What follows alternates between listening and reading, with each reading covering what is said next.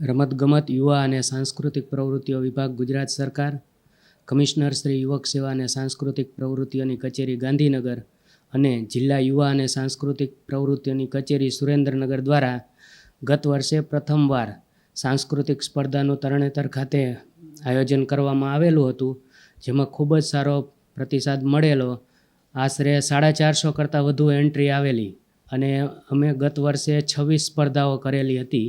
આ વર્ષે પણ વિભાગ કક્ષાએથી મંજૂરી મળતા ગત વર્ષની જે તમામ સ્પર્ધાઓ છે, 26 સ્પર્ધાઓ એ તો યોજાશે જ.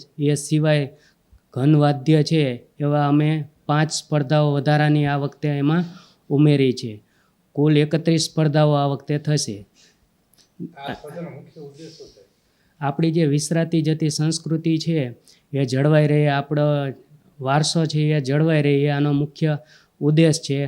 એ ઉપરાંત જે નાના નાના કલાકારો છે, જૂની જે આપણી પરંપરા છે એના જે કલાકારો છે એને એક સ્ટેજ મળે અને આપણી આ ભવ્ય વારસો જળવાઈ રહે, એ આનો મુખ્ય ઉદ્દેશ છે. આ સ્પર્ધાના જે વિજેતાઓ છે તેને પ્રમાણપત્ર, શિલ્ડ અને રોકડ રકમ આપી અને અમે પ્રોત્સાહિત કરશું. પ્રથમ નંબર આવશે તો એને 1000 રૂપિયા છે, બીજો નંબર હોય તો એને 750, ત્રીજો નંબર આવશે તો એને 500 રૂપિયા ઇનામ છે.